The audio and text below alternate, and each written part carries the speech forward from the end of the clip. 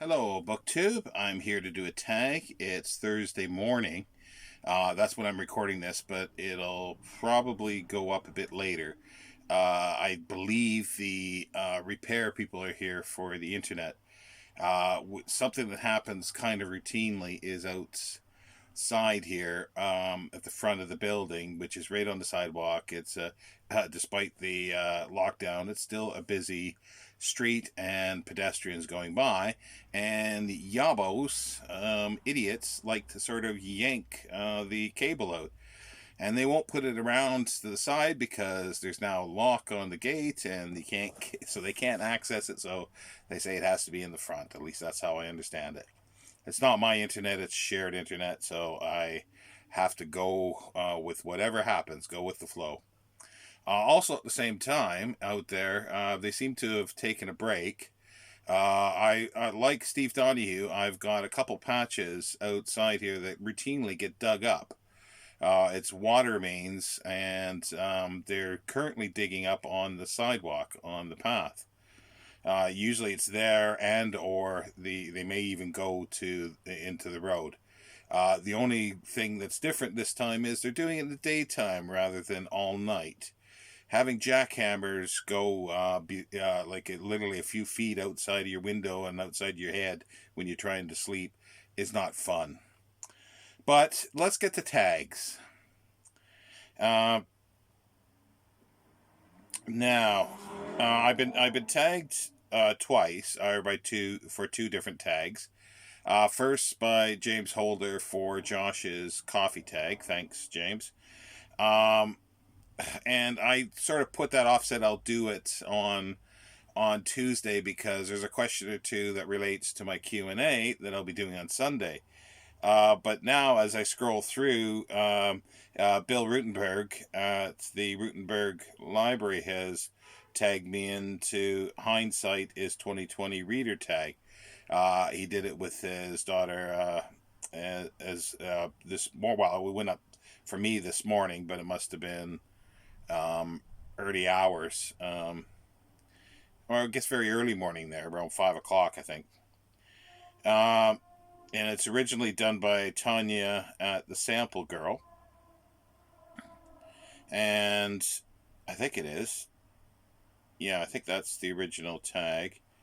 There's six prompts, and Bill Rutenberg has tagged five of us. I'm sort of the honorary member of the OGBG, apparently. But yeah, so let's get to it. But I sort of realized that some of these sort of impinge on some of the questions. So I'll try to sort of get around that a little bit because there's always sort of lots of answers to one question generally. So I'll try to add something a little different here than I will for for the Q&A. One first question is, what were you like as an early and learning reader? Not the best. Sporadic. I read a variety of things. Like even before I was 10, I was reading sort of some westerns, and then I continued on with sort of juvenile history. I was interested in a number of things, and well, it was from listening to Johnny Horton, which was a singer I like, and I still like. I haven't listened to him in a while, but he was country slash rockabilly singer in the 50s, and he wrote he sang songs about American history. So I was curious, and at some point, and I sort of investigated to see if any of that was real. So that got me into sort of history in the sense, as well as another singer, Marty Robbins, who sort of sang similar types of stuff. But yeah, that's sort of how it was. Like a little, it was sporadic at times. I did read because basically through boredom, um, and a variety of things. Number three has oh no, sorry, two. I have to not skip two. What book or book series really got you excited about reading as a kid? Um, I'm not so sure about excited. Um, uh, yeah, well, the one thing is, like, in the late 70s, I think it was. I should have looked this up. The late 70s. Let me see if I can just quickly do something here. No, phone's too slow on the data. There was a Hardy Boys series that was done, and I watched it. I must have been somewhere 10, 12 years old, I suppose, when it started. I can't remember when it fully started, but it started Sean Cassidy, who was a singer, Parker Stevenson, and there was they did a spin-off, Nancy Drew. Oh, and I can't remember her name that was on there. Like, she showed up sometimes on Hardy Boys. So yeah, so that I found out that it was a series. So I started reading the Hardy Boys. So that's a series that sort of I suppose I was excited to read. You know, they were enjoyable. They're fun little adventures. A little hardcover, blue. What is it? W. Franklin Dixon or something like that was the purported author of possibly over 100 books. I don't know if he actually wrote them all. Um, oh, I've lost. Let me get the questions up here. But yeah, I suppose that would be it. And then, has there been a person in your life, real or fictional, who inspired you to be a reader? No one in sort of real life. I would say that. Well, I mentioned Johnny Horton. Was a big thing that wanted me to get into reading about, like, about American history and see if it was real. And then also to David Livingston, reading David Livingston, which got me into other stuff, other reading about Africa and African exploration and history. So I suppose, and I never really considered myself a reader until sometime in the 80s, I would say early 80s. And like, at that point, I sort of said, yeah, I'm a reader, I'm a collector, and yeah, it's sort of, hi, my name is Sean, I'm a book addict, I'm a reading addict. Um, Number five. Yeah, how has being a reader shaped your life and your worldview? Um,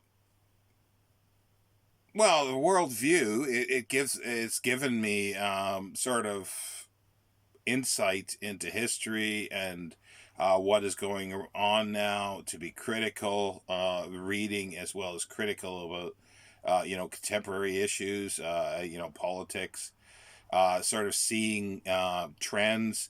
Oh, that's sort of what happened before, and then that type of thing. And also too is, when you've got books like this, you can't just pick up and move house at the drop of a hat, and it takes a lot of work. And also too, they've helped me through bad times where I've needed to, pay rent, buy food, and they have provided me with the wherewithal to do it. So it was like it's been like a bank. That's becoming less and less possible, but it did help me a little bit. Um, Approximately 8, 9 years ago, I suppose, or yeah, or somewhere around that. When I was in the UK here, but that's mostly was my DVDs that I sold that actually did that. But anyway, so yeah, so that's sort of shape, and yeah, worldview. It just expands, I think, the worldview. Seeing different viewpoints. Uh, you know. And it's sort of, it's got, well, it's helped me get through this lockdown here. Like, since March, it'll be coming up to in beginning of March, first week of, at the end of the first week of March this year, it'll be 1 year that I've only been out a few times, literally. So, and a lot of people that I, was working with, they were going insane because when they were on furlough, they didn't know what to do. They had no hobbies. I infinite worlds to go into with these books. Number 6, tag someone who's reading history you want to learn more about. I should have actually looked at that. That is coming up. Yeah, because Bill is already uh, tagged. I'll tag James Holden. I'll tag uh, just seeing. I'm not going to tag too many. I'll tag John David. I think that's it. I'll tag James Holder. Holder. Did I say Holden? James Holder, and John David. And if anybody else wants to do it, feel free. Once I get this up, I should be able to copy and paste on my computer to get the questions up and links up. So I'll be back. I'm still probably going to reserve the coffee tag for Tuesday because that's sort of like that's a big sort of series thing. So I think it'll fit in nicely for Tuesday. And I'll be back tomorrow with my Friday reads. And I'll have more information too regarding, even though this is a ceasefire for the moment, I've got a massive book haul coming, which will be beginning or mid next week. So stay tuned.